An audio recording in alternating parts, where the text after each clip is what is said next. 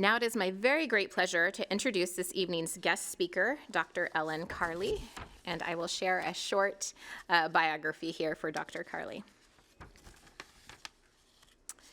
So Ellen has been the conservator at the Alaska State Museum since 2006. She has been working with Alaskan collections since 2001 and specializes in the care of an indigenous and archaeological organic materials. Her research on gut began in 2009, so I believe that's 14 or 15 years ago now, and has prioritized collaboration with Alaska Native experts, as well as museum conservation colleagues.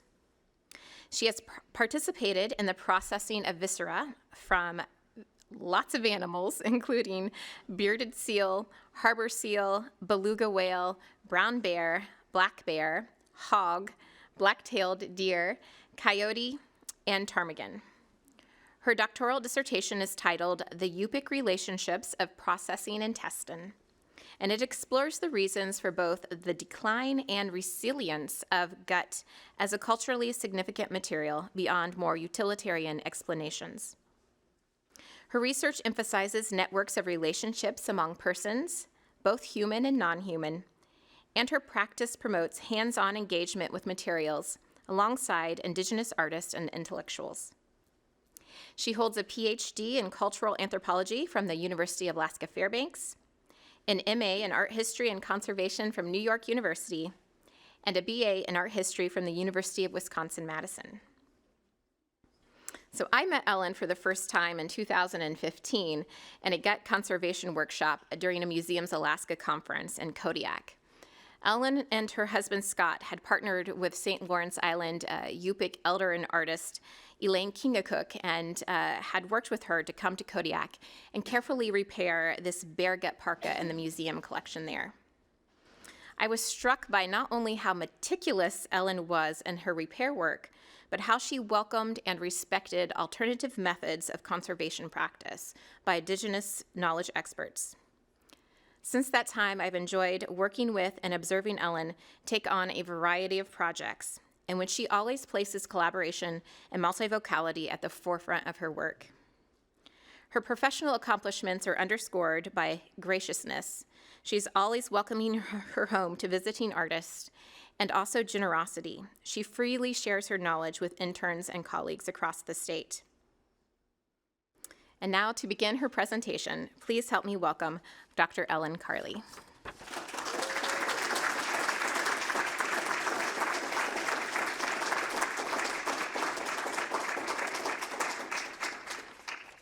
Thanks for being here. I've only got a little bit to read just to get me going, and then I'll be off and running. But I wanted to get this right, this first part, so forgive the first couple slides. Tonight I'm going to talk with you about viscera and collaboration.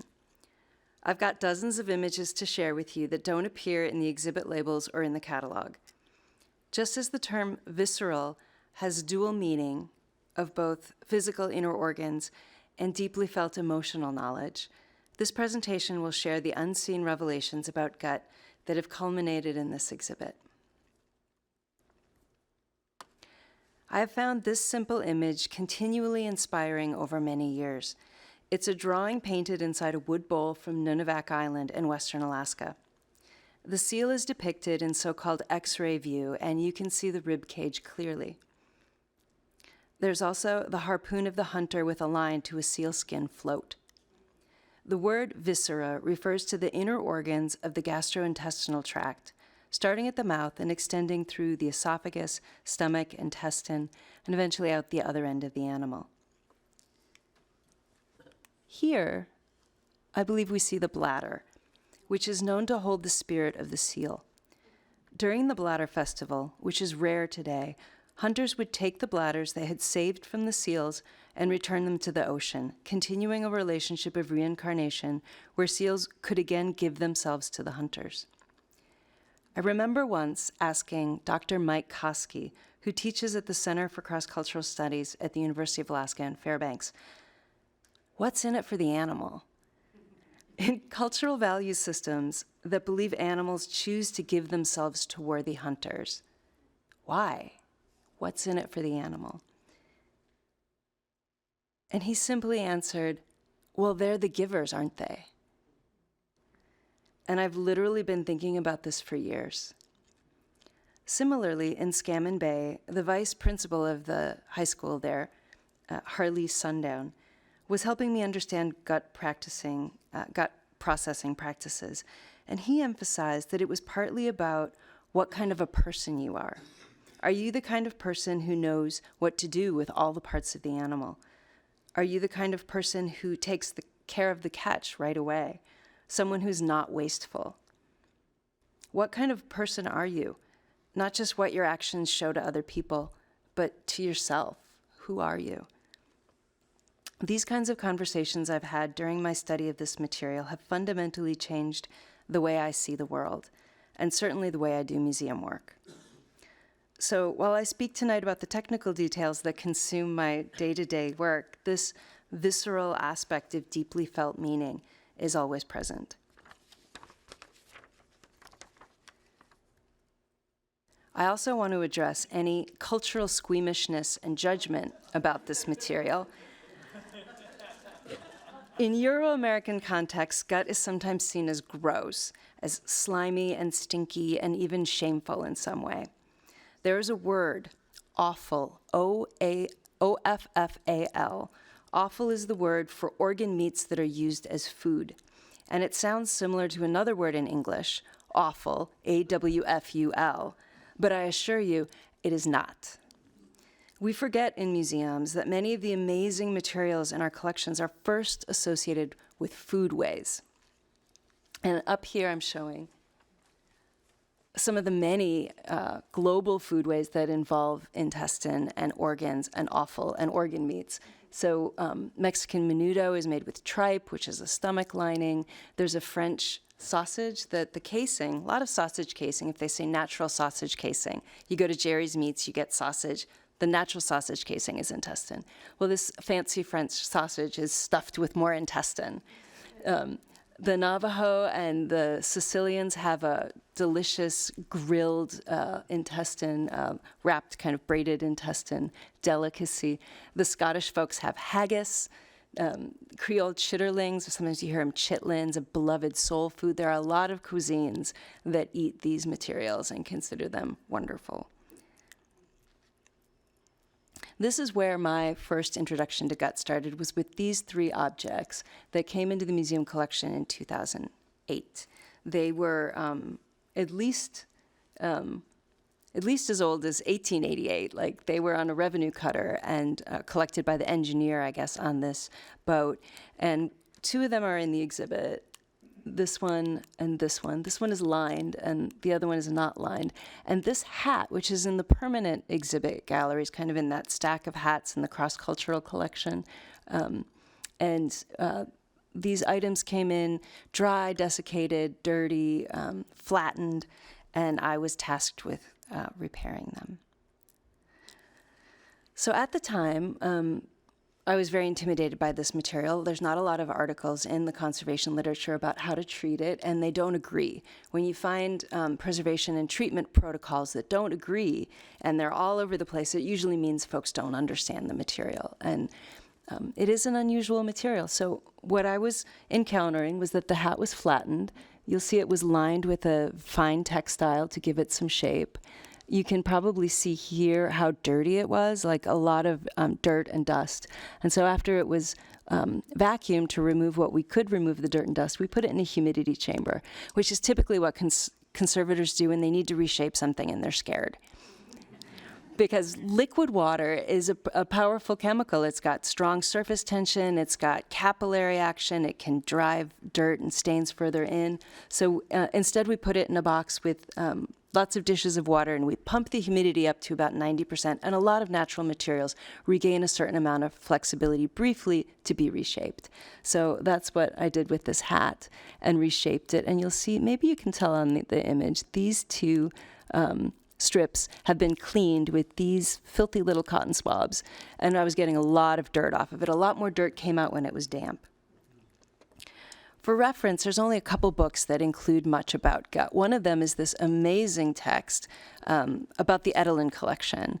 This is the National Museum of Finland's collection, and I love this catalog because they have so many images, and a lot of the records that were kept when they collected these things talked about what they were made out of. So you'll see some similar hats to the ones that we were repairing. And then I'm going to jump, actually, when I'm talking about books. Let me go back for a second. You might see this book in the bookstore. If you see it in a bookstore, in a secondhand store, Friends of the Library or whatever, you might want to grab it. There's only a limited number of these that were ever printed. It's one of the best books ever written about gut. It's called Inner Skins, Outer Skins, and it's an exhibit that came through here in the late 80s from a craft museum in San Francisco. Really, today, if this book came out, it would be top-notch. But that's kind of it. Those are the books about gut until us. Okay, so this is the other thing that really got me going on gut. I got a question from a graduate student at New York University who was repairing a gut container that looked like these.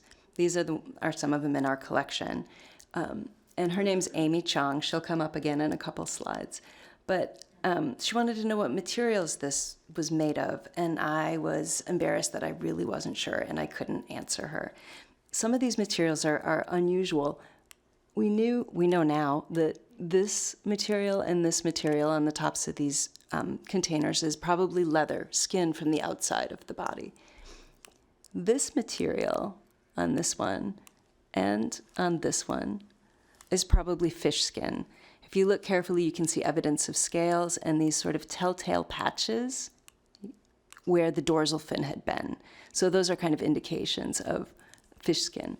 This material that's torn here and along the rim of this basket is probably marine mammal intestine. That's typically what it looks like. This material is bird foot, probably swan. There's a specific grain pattern and shapes that you see, morphology you see on bird feet. And then finally, this material that is in these strips and this dyed strip here. And that is probably esophagus, but possibly really well-processed seal skin. If the seal skin still has the follicle holes, these little tiny holes where the hair came out, that's a slam dunk for seal skin and not esophagus. But if they've processed off those little holes, it's very difficult to tell. So I was struggling with this. You can tell this is the same time period, 2008, 2009. And then these came in around that period too. These came into the Sheldon Jackson Museum collection, which is part of our museum, and I'm tasked with caring for their items.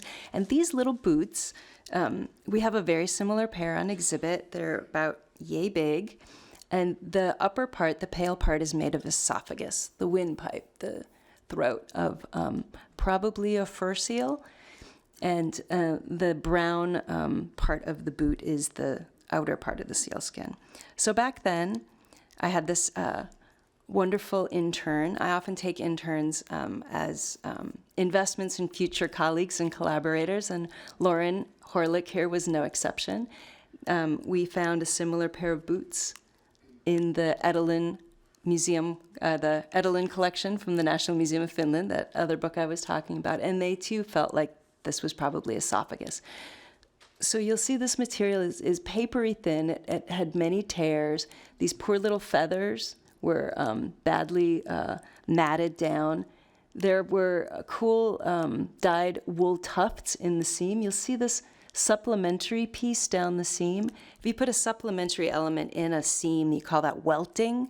That's a hallmark of certain construction techniques. So we were seeing these things, and Lauren, to prepare it for putting it in the humidity chamber, she had it rigged up like this. Because if we put it in the humidity chamber and it became all floppy and soft and pliable, the flopping over of that upper part of the boot could well rip the tears even further. So she's coming up with this elaborate little rig to put it in the humidity chamber so it won't get further damaged.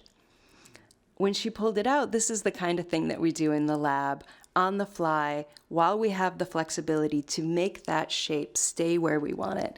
So here what we're seeing is, in this image, there's a plank of foam, and a strip of Tyvek that is pinned down to the foam to hold that top of the boot in place. We have a bamboo skewer with a piece of foam to gently push it back.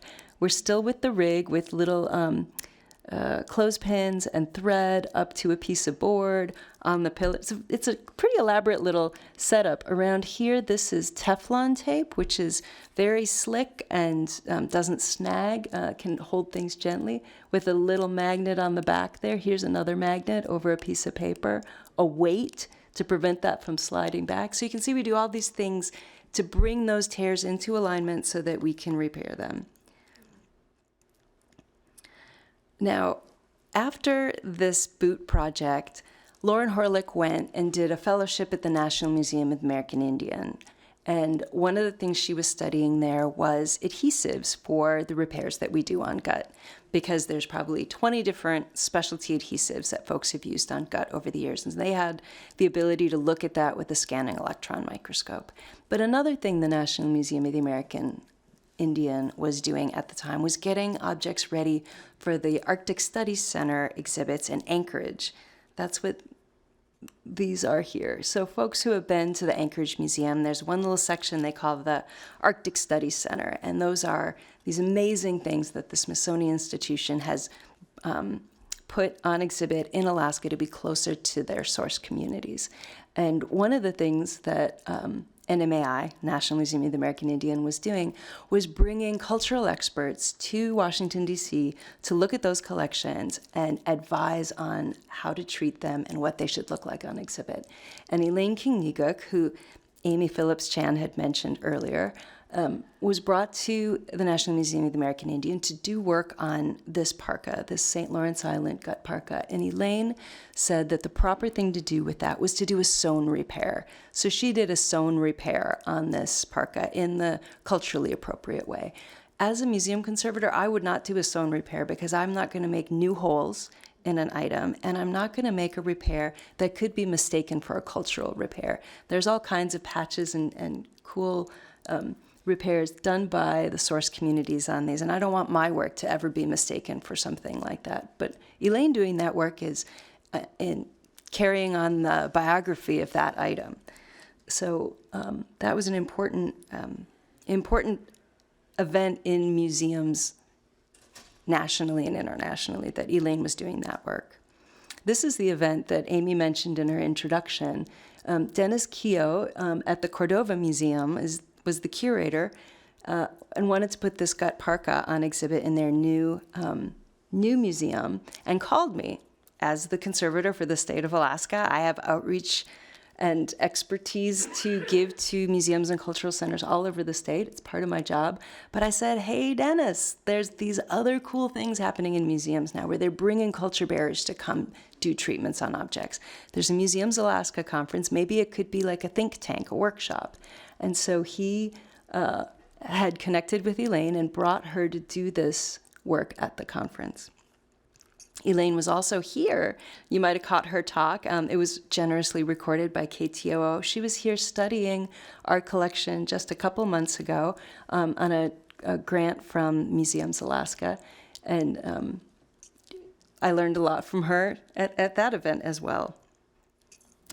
Elaine was also part of a series of workshops and events that the Arctic Studies Center has done in Anchorage. I think this is one of the most important things going on in museums anywhere, really, this material tradition series where they're studying different materials. This one was a gut sewing workshop. They brought these three women. So we have Elaine King-Neguk, Sonia Kelleher-Combs, who's the co-curator of our Visceral exhibit, and this is Mary Tanuchuk. She's a Yupik artist, teacher, skin sewer from Chafornak.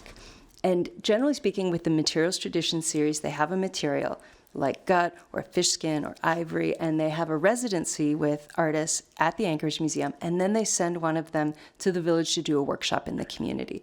And Mary Tanuchuk was sent to Bethel to do a sewing workshop, which I begged my way into to be a fly on the wall in the corner. It was amazing, as you can imagine. This is the kind of stitch and seam that Yupik folks do. And I had always heard that Yupik seams are waterproof, and they're sewn with grass, and the grass swells in water, and that's why they're waterproof. And we know a little bit more now, or at least I know more than I did. There were plenty of people that knew this before me. But the truth is it's not really the stitch that's waterproof. It's the seam that's waterproof. And as folks have emphasized to me, the seam is what happens when the two materials come together. And the stitch is what you do with the needle and the thread. And so those work together in a elaborate way that can be culturally specific to whose parka it is. So the Yupik folks tend to use grass, and the grass is really a reinforcement on each side of the seam. It's not going through holes back and forth through the seam. So it's a little hard to tell on this side, but on this side you'll see that's the stitch, that's the stitch, there's a dotted line of stitches that catches the grass. And if you pull it really tight, that's when you get this kind of crinkled up look. And that's what allows the seam to come together tightly. And if you didn't have the grass in that seam, you might just rip a hole in the gut. So there are these different ways, like the welting in the boot we looked at earlier, like the grass in the seam here, that make that seam strong enough to pull those stitches tight. Here's another kind of stitch that I want to take a little time to try to explain, because it's hard to visualize this stitch. This is what they call a running stitch. So it goes, you see it here, it goes in the hole, it's on the other side, comes in, out, in, out, in, out, this light colored one, right? And it's grabbing this other one that just keeps going back and forth over the edge of the seam. You kind of see it here. It's going back and forth over the edge of the seam. And because it's under that thread, you can pull that thread pretty tight. So we call this like a double couched stitch. Couching is when you're holding a thread under another thread, but because it happens on both sides of the seam, it's double couched. So we see this, for example, on this gut parka.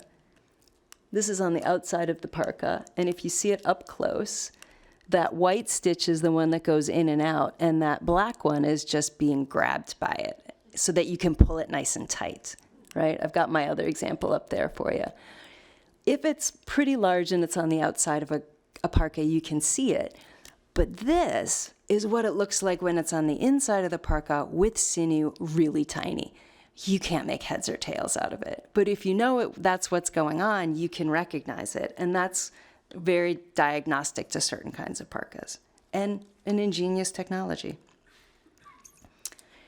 Here we go with some more collaboration. Remember when I mentioned Amy Chong, who asked me about the gut vessel and I didn't know what the materials were? There she is. She works now at the American Museum of Natural History in New York City, and she was studying gut parkas there. And she was studying with Sven Hawkinson. Some of you might remember Sven. He was here in May processing bear gut with us. I met Sven many, many years ago, and he is from Kodiak Island and had started trying to teach himself how to process bear intestine when he was 16 years old, because his community had lost those traditions. And he's been experimenting and teaching bear gut processing ever since. He teaches this actually as part of one of his classes at the University of Washington in Seattle. So here's an event that both Sven and Amy and I came to, and also we were lucky to have Coral Chernoff there. Coral was here in April teaching folks how to process sinew, and again was generously recorded by KTOO, giving a presentation about her materials expertise. Coral knows more about natural materials and how to make things out of them than anyone else I know in Alaska. And while I've processed bear intestine and many other kinds of intestine, other organs are harder to process. They have different kinds of layers. The layers are harder to distinguish, and Coral understands these materials as well as anybody I've ever met. This was when I first met Coral, was in 2011. This is her studio. This is what she had laying on the table. Harbor seal intestine. You can see it's very tiny in diameter. And this was esophagus she was processing. I'd never seen those materials before in this way. And when she came, she brought a bunch of those materials with her and shared and gave a lecture. And because we wanted to have an exchange and not just take information and not share information. Coral spent time looking at the things we were about to put on exhibit. Here she is looking under the microscope at some bags from Kodiak Island. And you'll see in the foreground, this is some sinew that she was teaching us how to process. And this is a container of porcupine quills and a bunch of porcupine hair. Because Coral has a theory that some of these longer hairs on these really old, spectacular bags might be porcupine hairs. And so we've been exploring that idea. People don't tend to think about porcupine hairs. They think about quills, but quills are just specialized hairs. Here's another one of the bare gut processing workshops that I went to with Sven. The catalog does an okay job of explaining how to process intestine, and if you can find a copy of my dissertation, that definitely goes into how you do that. But here you see Sven removing that outer layer, which is rather like lunch meat and is a delicacy. A lot of cultural groups eat that layer. And then you can sort of see through, there's an inner, more amorphous oatmeal-like mucus layer on the inside that gets scraped out. And there's a couple ways you can scrape that out. Sometimes you can just see through the intestine and scrape it out, but some cultural groups turn it inside out and do it. Now, if you've got 80 feet of intestine, how would you turn that inside out? You can, this is terrific, you fold over the edge like you would a sock, and then you can shoot water from a hose in that fold, and it just will turn itself inside out. You can do the same thing with a pebble. Stick a pebble in that fold and work it through and turn the whole thing inside out. So there's all kinds of different cultural ways to achieve the removal of the inner layer and the outer layer. Here we see Sven putting water through and rinsing. There's a lot of rinsing with this. And it's also a way to figure out if there's holes. Because if you're putting a bunch of water through and there's a hole, it'll spurt out. And then you can go and tie it off with a thread or repair the hole. And then on the right, you see him with a bicycle pump inflating the intestine. You see how teeny it is before you inflate it and how big it gets. Then when I was working on my dissertation research, I really wanted to go to a community where there was the whole picture. The people who were hunting the animals, the family relationships, the eating of the animal, just all of those things. And this person right there was the key to all of that. That's Annie Don, and she's an artist and a culture bearer, originally from Queenahawk, spent many years on Nunivak Island. She currently lives in Anchorage, and she was the one that made it happen. If it weren't for her, I wouldn't have had a dissertation, I wouldn't have had a PhD, like nobody would have talked to me, but she was the one who introduced me to folks. So here we are in the kitchen of Darlene and Johnny Ulak in Scammon Bay, and they were showing me how they process intestine. And also in Scammon Bay, these wonderful people, Mary and Naaman Kaganek, there are some small items Mary made that are in the art wall of the exhibit. They also shared with me their knowledge. Here's another part of the collaboration. This is another intern, Megan Abercrombie, and she is taking a tiny sample for species identification. We are collaborating with a scientist in Boston by the name of Dan Kirby, who does protein analysis for species ID, proteomics. And if you have a sample big enough that you could even see it in the tips of the tiny tweezers, it's plenty to give a species ID.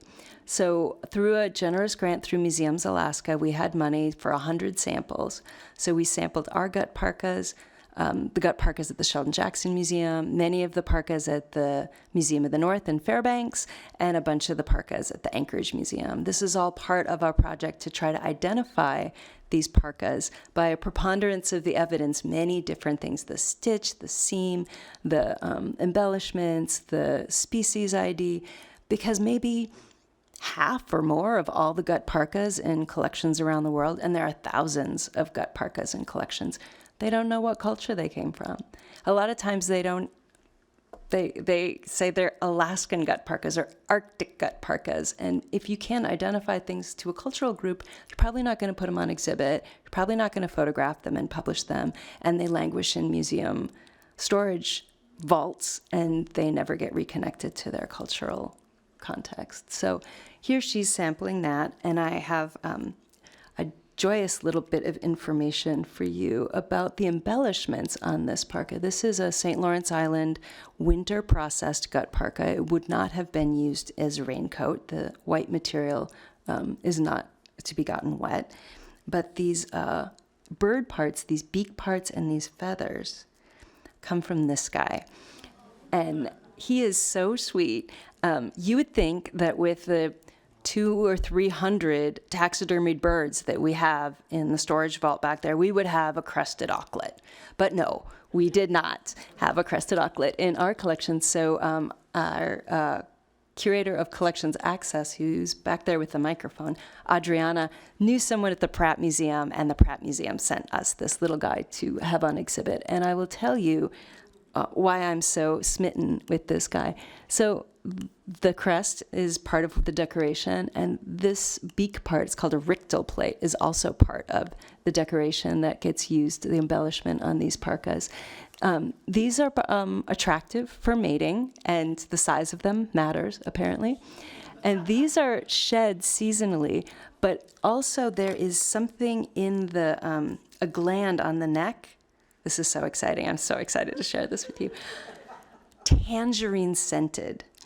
From like 100 feet away, the researchers can smell this. During the mating season, these birds release a tangerine scent, and they get excited, and the little pupils of their eyes get teeny, and the whites get big, and their eyes get crazed. They make these little honking sounds, apparently, that sound like a barking dog, and they get together in a scrum, like a rugby scrum, and they cuddle each other's necks, and they are just blissed out. And the idea of this, you can tell, it just makes me so excited. If you Google this, there is a researcher in Canada by the name of Ian Jones, a biologist who studies these birds. He also noted that these beak parts fluoresce under black light. Under UV light, they fluoresce. Nobody knows why. So this is what these little beak parts look like under regular light. And if you put them under a black light, they fluoresce bright orange. I find this absolutely fascinating.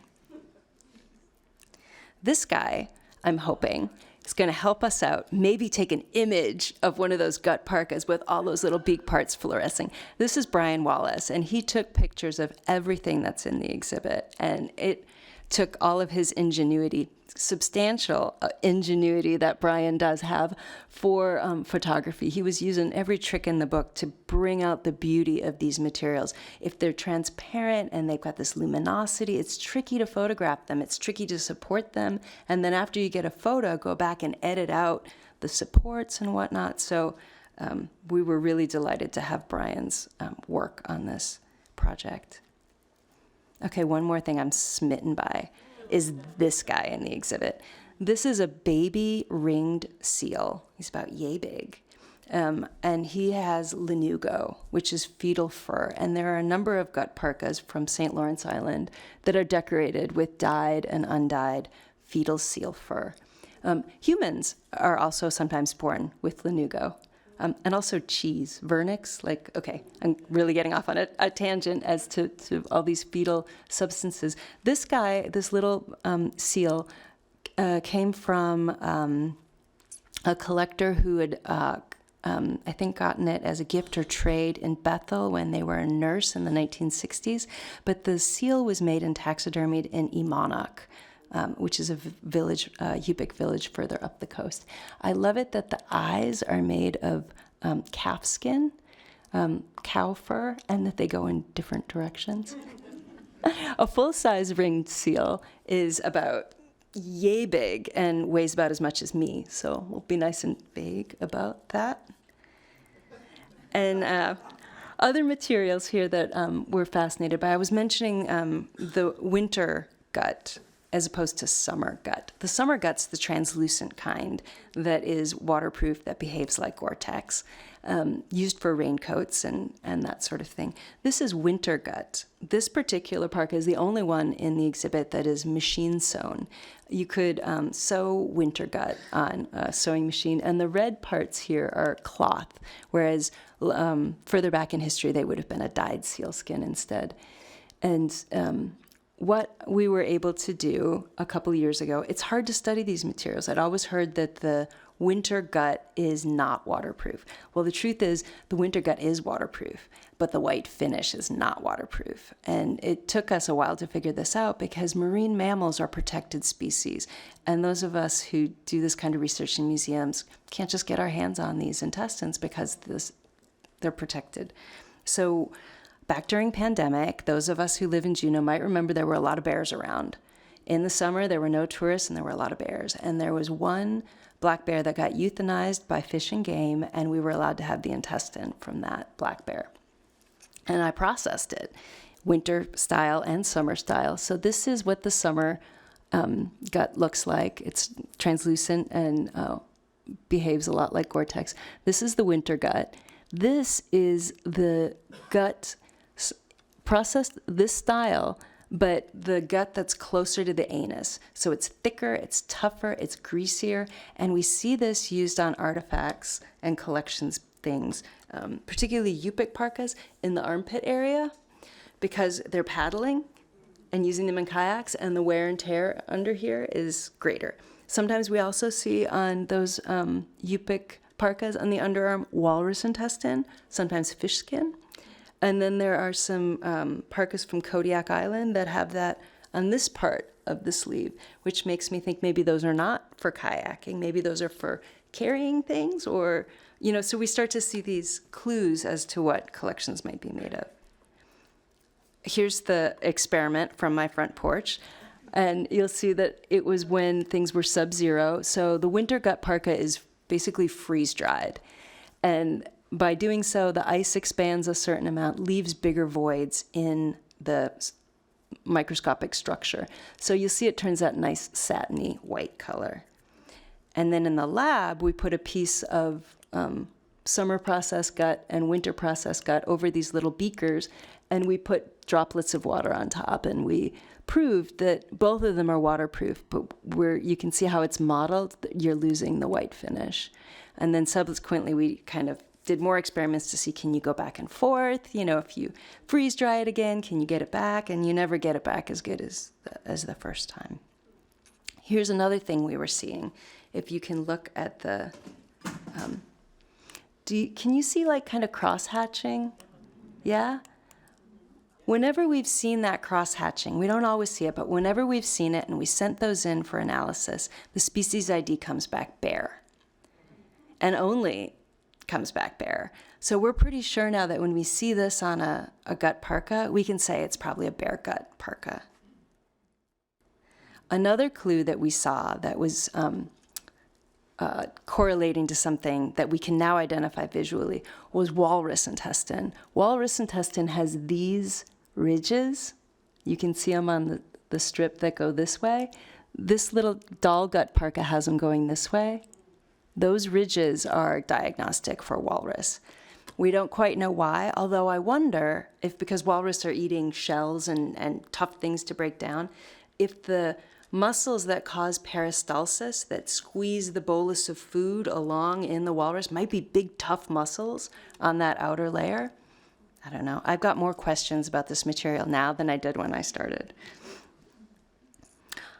Back to the collaboration with Sonia Kelleher-Combs. Sonia had a solo show here in 2001. So Sonia's relationship with the museum goes way back.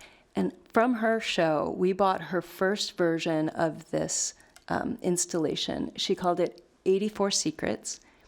And it's made of these little pouches that are walrus intestine, seal intestine, hog intestine, cloth, beads, hair, and similar to some of the ones that are out on exhibit now. And Sonia told me, this fascinates me, she doesn't sell these individual pouches. You can't just buy one pouch. The artwork is the whole installation, all 84 pieces. In the same way that we're all individuals, but we're part of a society, we're part of a community together, and this is an important part of her artwork. For the Credible Small Secrets piece that she made, it was important to Sonia that there were 355 of these little pouches, one for each of the towns in Alaska. You probably noticed in her show that the number 35 has a lot of importance because those were the 35 villages that had credible claims of abuse by the Catholic Church.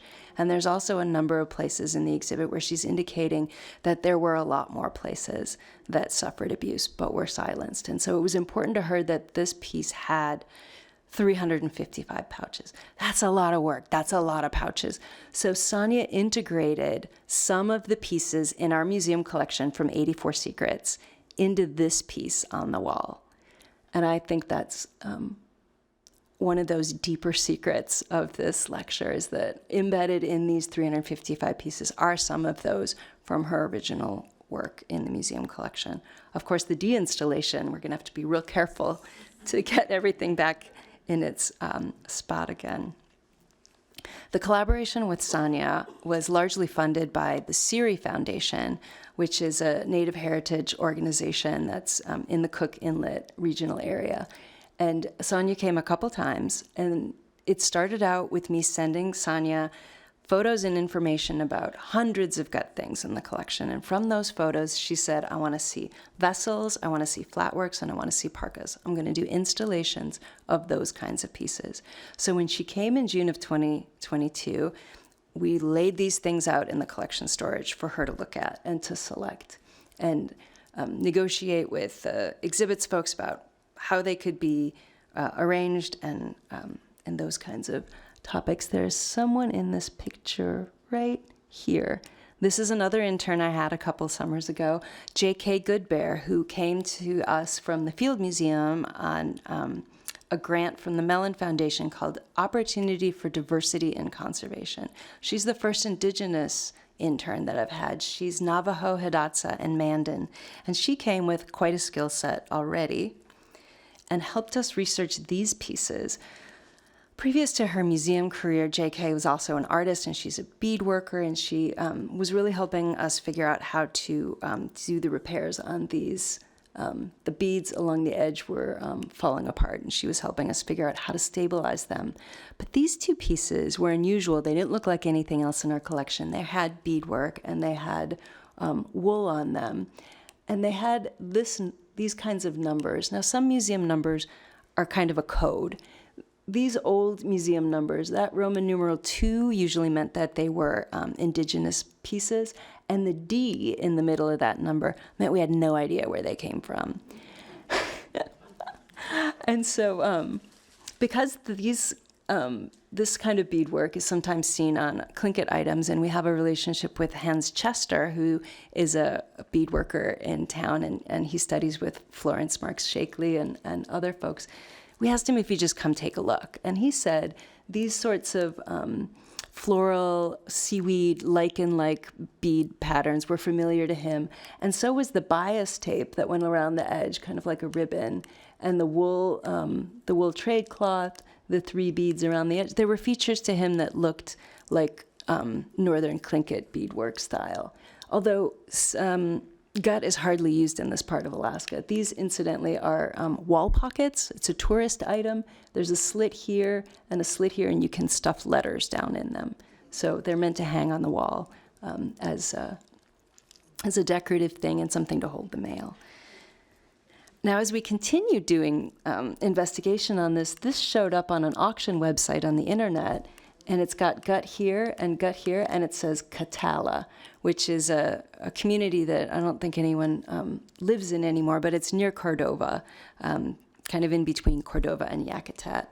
And the Anchorage Museum has this piece, a wall pocket that says Yakutat, definitely Northern Tlingit, and on the back it has intestines. So we feel pretty confident that these wall pockets are either Tlingit or Eyak, which would have been a little further north. Here's the next layout that Sonia came and did to help us further arrange the items in the exhibit. And once she came and told us how she wanted things to look and what she wanted us to do, we could really get to work on building the exhibit design. This is the wall that the there's a window went here, a window went here, a drum went here. The pieces she wanted illuminated from behind, this is how they were figuring it out. Here's Erin Elmore, our exhibit designer, with a piece of gut from the museum research collection, figuring out how that lighting is going to work. And then he would come up with these elaborate mounts. This is a secret of the exhibit. So we made this little sleeve that we stitched to the back of the item using only the original stitch holes and a tinier thread. And then Erin had a wire that went through that sleeve, and then these elaborate little brackets that would then get screwed to the wall. In this way, the bracket would go around here to mount this to the window, and you wouldn't see any mounting mechanism, and you'd be able to appreciate the translucency of it, where you can see both the strips on the front that go this way and the strips on the back that go the other way. Also in-house, the exhibit staff made these gorgeous cases so you could see these gut parkas from both sides and you could illuminate them from above. The gut parkas, I think we did 22 gut parkas, more than I think any other museum has tried to do. And we did this because Sonia asked us to. Sonia said, I want a crowd of gut parkas suspended, moving from the ceiling. We were like, whoa, okay, we have our work cut out for us. So in the early 2000s, like 2001 or so, this gut parka was on exhibit in the old museum, and this was as much as we had dared to do back then. It's a flat sheet of plexi and a flat parka over the top of it because people are scared of this material. We didn't know how to treat it. It's the parka that's part of the cover of the exhibit catalog.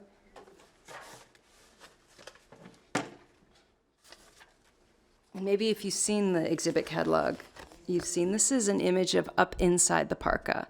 So as we reshaped the parka, we put the camera inside and took a picture of the inside of this parka. And there's also a section inside the catalog that has some treatment images of how we brought this parka back into a more human-like shape. Sometimes we have to put these things in a humidity chamber, like the one that's rolled up on the top. Sometimes the gut parkas start out like that. This was a winter processed parka that we couldn't get directly wet. This is a bladder. You'll see it's tied on both ends, and we were lucky it had a little slit in it that we could reinflate it. This is a humidity chamber that's just a Tupperware box with a container of water with sponges. Sponges give us a whole bunch of surface area so we can get the humidity up quickly. The museum humidity is usually around 48%, but once we get it in a box for about a day, it gets about 90%, and we can inflate the bladder.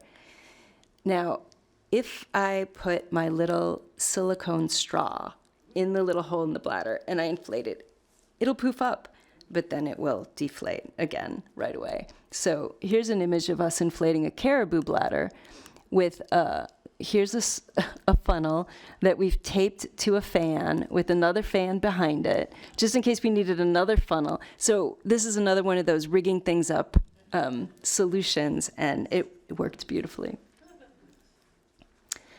If we can get a parka wet, and these are a few treatment shots of how we go about doing that. The first thing we'll do is we'll try to vacuum off dry with big soft paintbrushes as much of the dirt as we can. But often the dirt is in the crevices and in the nooks and crannies, and we're going to dampen a parka anyway to reshape it.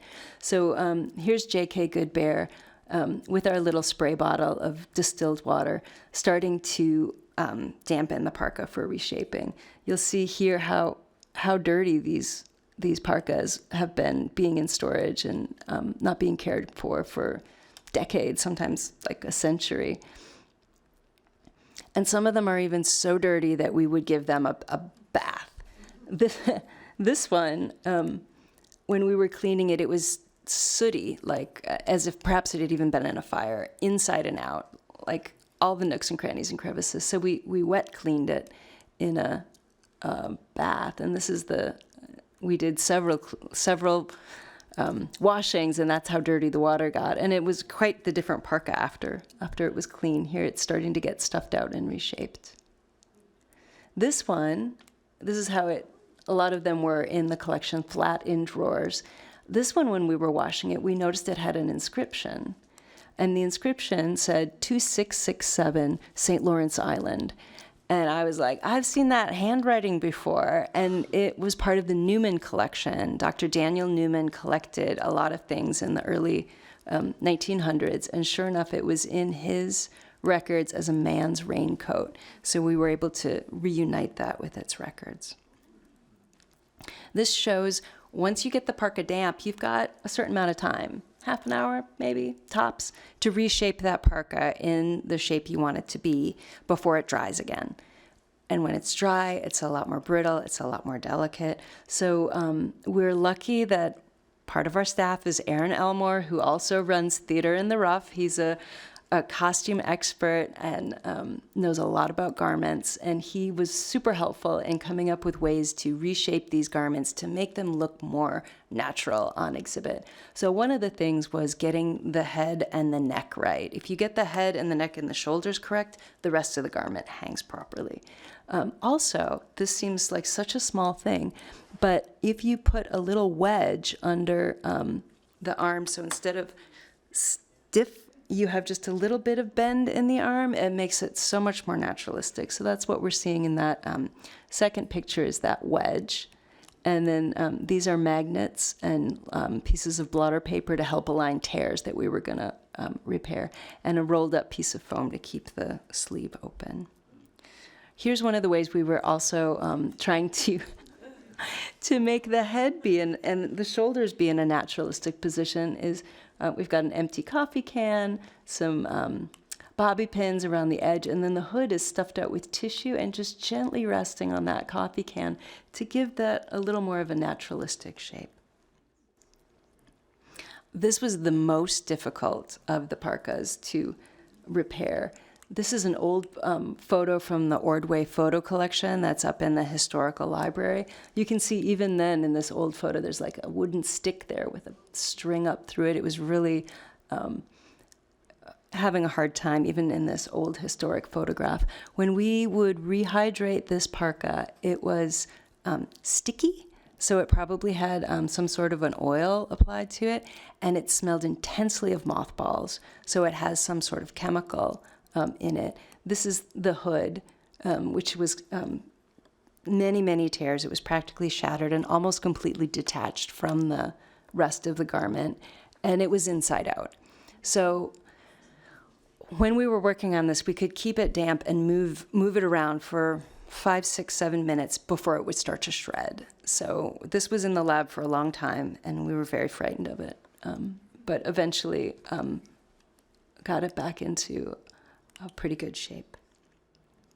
The repairs that we do, the repairs we prefer to do involve hog intestine. So this is the hog intestine after it's cleaned and inflated, and you'll see it has a curve to it.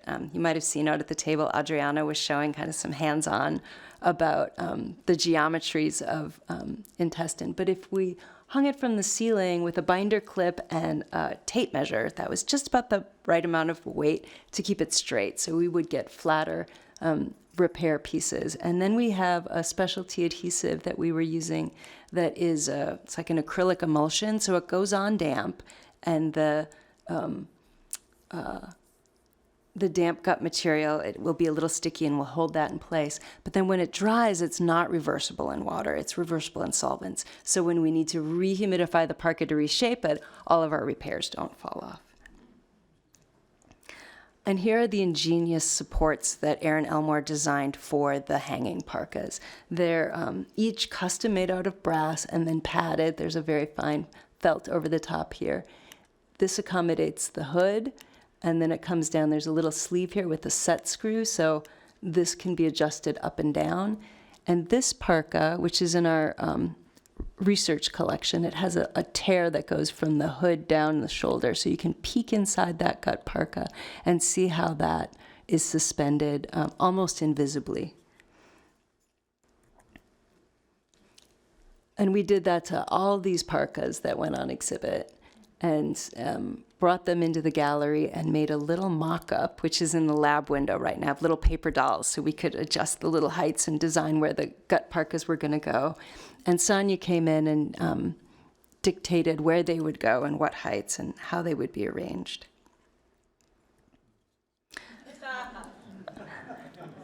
Here's my final slide, and I want to call out Jackie Manning here because this trilogy of exhibits, actually 4 galleries of exhibits if you include the amazing film compilation that Jackie got permission for, it was Jackie's idea.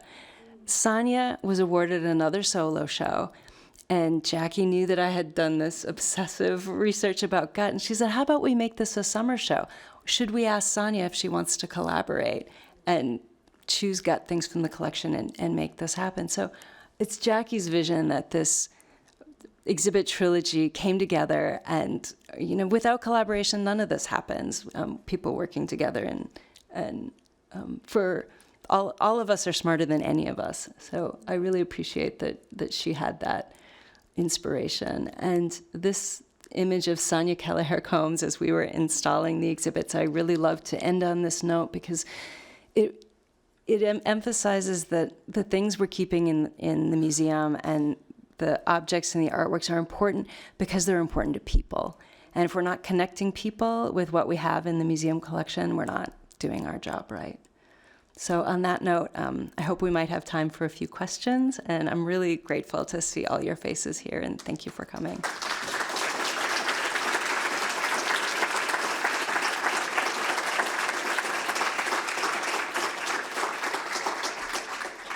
Adriana has a microphone, and if you use the microphone, then you will actually be in the recording and we'll be able to hear what you asked me. Do we have any questions?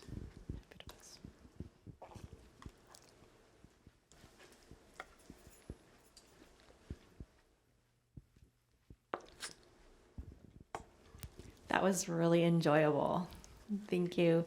I was wondering if you'd be willing to share maybe some of the mistakes you've made along the way working it, and with just Viscera, and maybe just a story about something that you learned through that method. A story about mistakes. So many mistakes.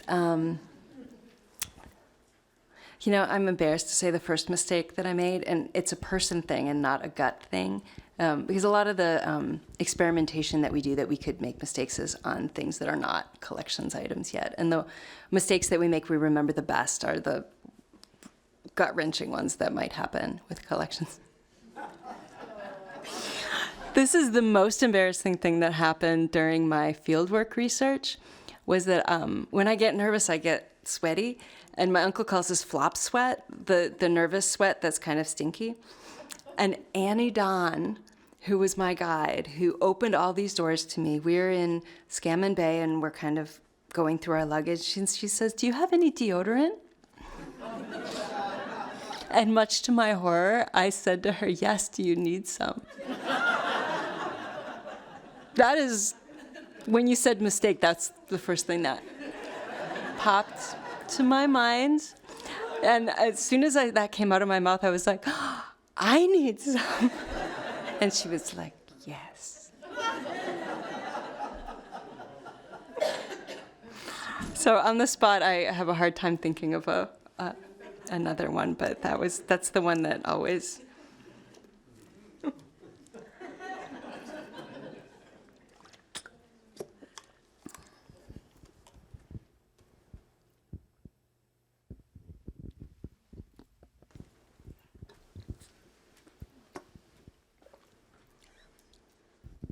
Thanks. Wonderful. Wonderful presentation. Could you give us some ideas on how old these things are, like this ones we're looking at in this range right here? I don't know if I really caught that from your presentation. Yeah, from my understanding, when I was talking to people, the last time people really saw gut parkas getting used was maybe in the 80s. And even then, it would turn people's heads as kind of a rare thing. So I think that a lot of the ones in the collection are mid-20th century or earlier. There was one really beautiful one in the identity gallery where we've got the 9 parkas in cross-cultural comparison. There's one from Carrlee on Kodiak Island that has glass beads and a lot of color. And if you just showed that to me, I would have thought, hey, that's maybe from the 60s because it's colorful and it's in perfect condition. It's actually collected in 1935, which means it might even be older than that. There are gut parkas that are found in archaeological contexts. So they go back really far, but I would say the oldest gut things we have in our collection are maybe mid 1800s. The Edelin collection, maybe some of those might go back into the late 1700s, but museums aren't collecting things much earlier than that. So.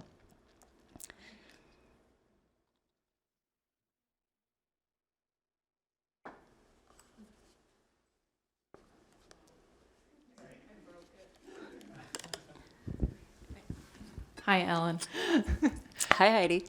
I was wondering, in what scenario would they use the winter processed gut parka if they were not waterproof?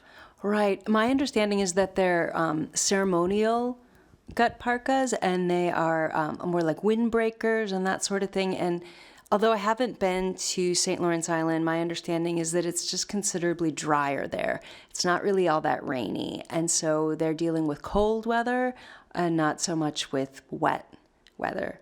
So most of those white parkas, I think, are ceremonial parkas. Hi, Ellen. I don't know if I caught it or not, but is it permanent or temporary collection? And what happens to the parkas after, like when you store them again? Do you dehumidify them? Like what? I think if you'd imagine how much space these are going to take up, I think the most likely thing when we take them off exhibit is we'll probably put each one in a humidity chamber and kind of deflate them, flatten them, and maybe put their arms in front of them so that they can go back into drawers, but they can still be studied. There has been a request that we travel the exhibition, but I think because these materials are delicate and because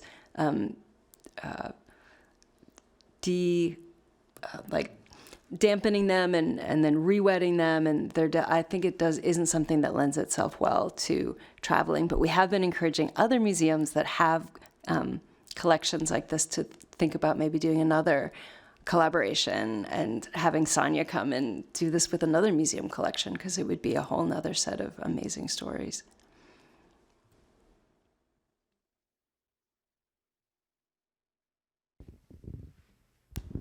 So start to finish, if I wanted to make one of these, and the various components and little parts of the process, so how long would it take to do one of these things?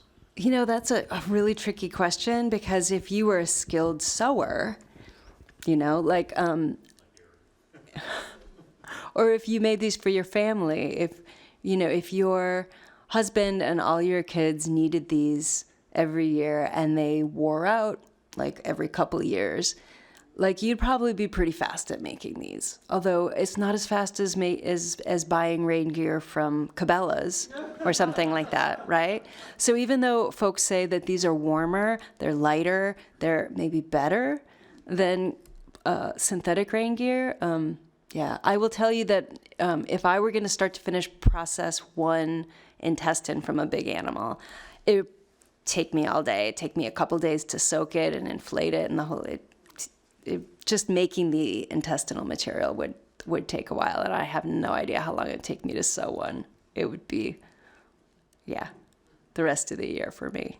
But I'm not a skilled skin sewer, so. Hi, Ellen. Good to see you. Good to see you too. I was wondering for the whole time you were presenting here, what, given the amount of garments on display, what was the total conservation time for all of these, if you could assign?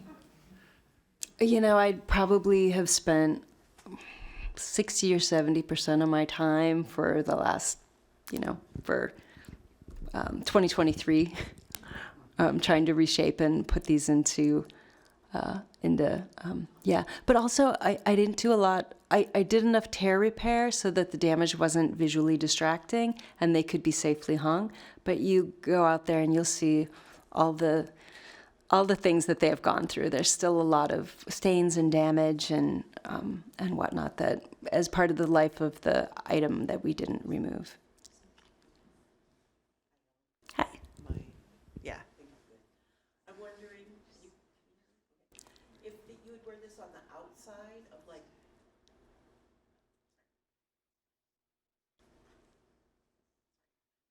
Okay.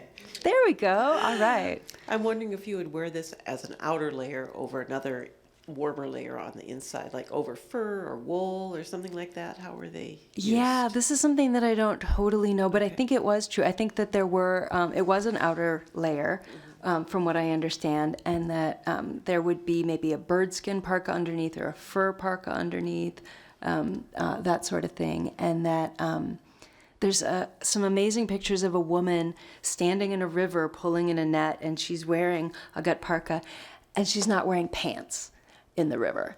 And people say that these are remarkably warm, but if you can imagine standing in a river pulling nets with no pants in just a gut parka, and she has a huge smile on her face. And I think about like wool undergarments and silk, how thin silk can be and how warm it can be. So I think that it isn't required that there are more layers, but I think typically there were.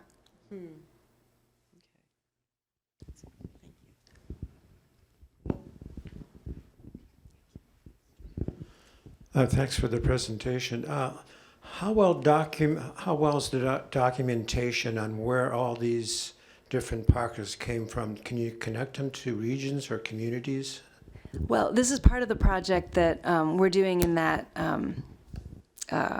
Visceral Identity Gallery. Those 9 parkas in cross-cultural comparison is our effort to try to reunite a lot of these poorly identified gut parkas with their regions. So we can, by looking at the stitch and the seam and the embellishment and the design, the technology of the hood, there are all these preponderance of the evidence elements that can really help us narrow down where these gut parkas are coming from. And so my hope is that by looking at these approximately 100 parkas in museum collections in Alaska and sort of triangulating from the ones that are well identified to the ones that aren't, we're hoping to publish a resource that can help museums all over the world identify their gut parkas.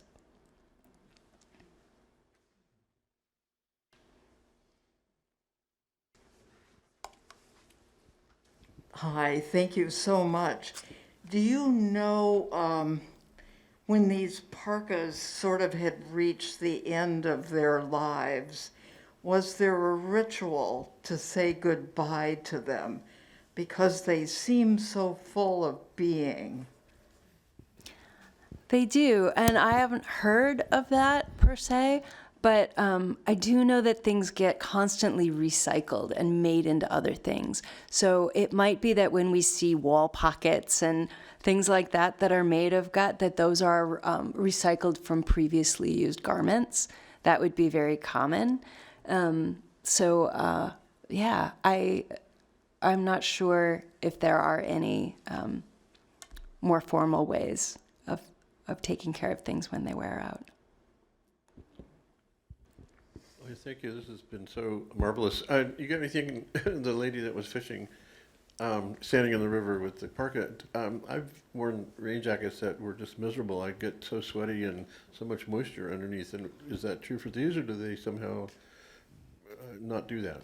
Well, that exact same thing that you're saying about getting sweaty and miserable and kind of baking in your own juices in a lot of the waterproof gear that you can buy now is one of the things I hear folks say doesn't happen with these, and why these are better is because they are vapor permeable. They let the moisture out as vapor, and they don't keep it all trapped inside. So this is one of the reasons that I think that people who knew these parkas liked them better than the synthetic rain gear, but because they're time consuming to make and they're rather delicate, that's part of the reason that we don't see them anymore.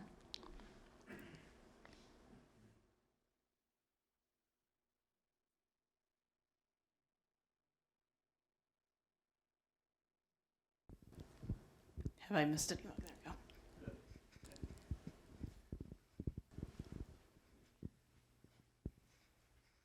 we go. I just had a thought about, well, what about studying the molecular and cellular structure of these materials and making them into a commercial reindeer? Anybody done that? I'll tell you what's tricky is from the animals that I've processed, the best animals are marine mammals, and those are protected species. Why the terrestrial animals are not nearly as tough and durable of intestinal material, I'm not sure. Bears are pretty good, but I don't think you're going to get bear intestine on a commercial level. So I think that it's self-limiting in that way.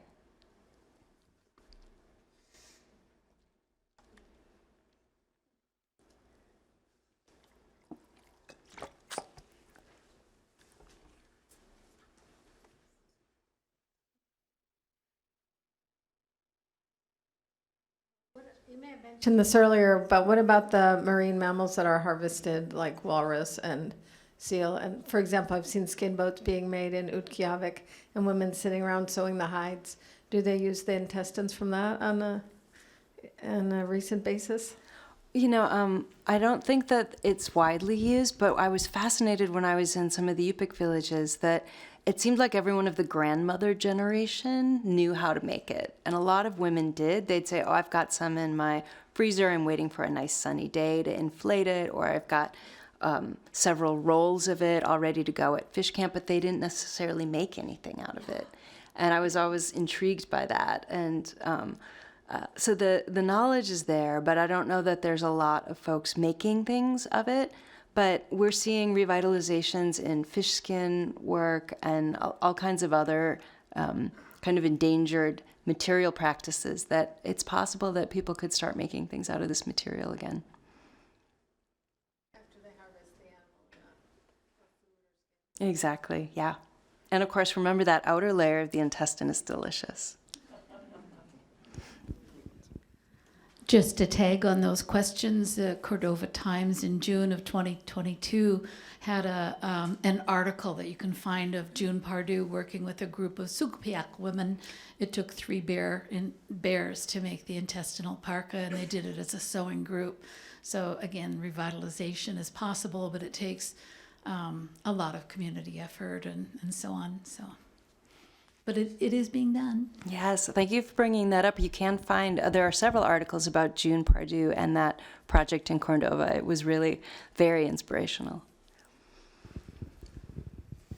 So is there enough organic residue that you have to worry about fungus and rot and that kind of thing? And did they have any natural preservatives or protections that they could sort of mitigate that? Do you know of? You know, I don't tend to see a lot of mold or rot on these, and they wet and dry very quickly. If you have them wet and you roll them up, you can get them to have mold on them from time to time, but it's not something that I tend to see on these materials and collections, and they tend to be pretty robust, and as I mentioned, even survive in the archaeological context in some cases.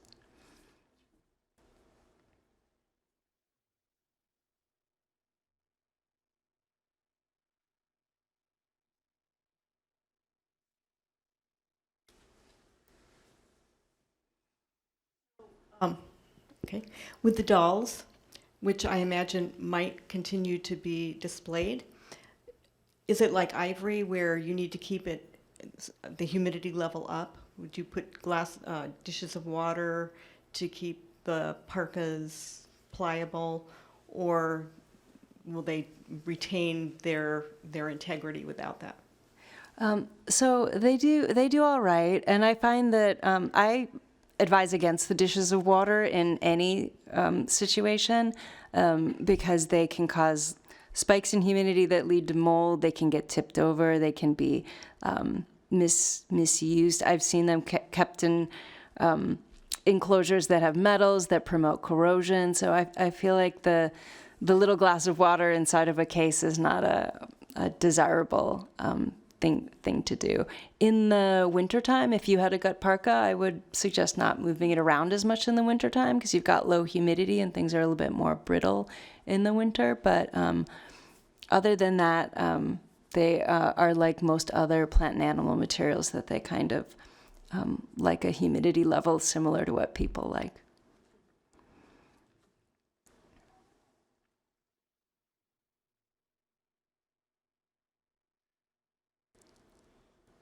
So I will say we're kind of getting on towards 8 o'clock, and there is another month of this exhibit. We close on October 9th. We're hoping to have Sonia come back with Maureen Grubin from Tuktoyaktuk, which is a village in Canada.